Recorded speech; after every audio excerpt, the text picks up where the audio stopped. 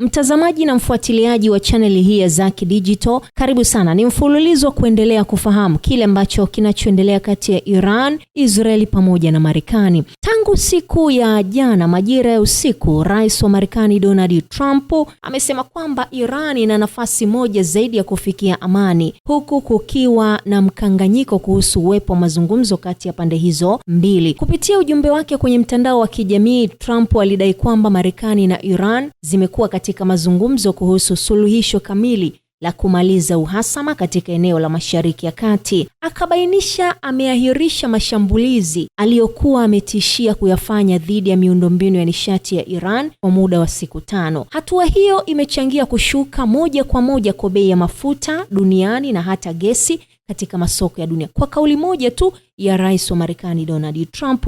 Hata hivyo, Iran imekanusha vikali madai hayo. Spika wa bunge la nchi hiyo Mohammad Ghazal Ghalbaf amesema kwamba hakuna mazungumzo yaliyofanyika na kudai taarifa hizo ni habari za uongo zinazolenga kuathiri au kudanganya soko la mafuta. Pamoja na msimamo huo wa Iran, afisa mwandamizi wa Wizara ya Mambo ya Nje wa nchi hiyo amenukuliwa akisema kwamba wamepokea mapendekezo kutoka Marekani kupitia wapatanishi na kwamba yanapitiwa. Hata hivyo, akasisitiza kwamba hatua hiyo ni maandalizi ya awali na si utambulisho wa mazungumzo rasmi yanayoendelea. Ripoti mbalimbali zimeendelea kutofautiana kuhusu suala hilo. Baadhi ya vyanzo kutoka Marekani vinadai kwamba mazungumzo yalifanyika kwa njia isiyo ya moja kwa moja, yakihusisha wajumbe wa karibu wa Trump, huku taarifa nyingine zikieleza kwamba nchi kama Misri, Uturuki, Pakistan zilihusika kama wapatanishi. Wakati huo huo, Waziri Mkuu wa Israel Benjamin Netanyahu ameunga mkono uwezekano wa kufikiwa makubaliano,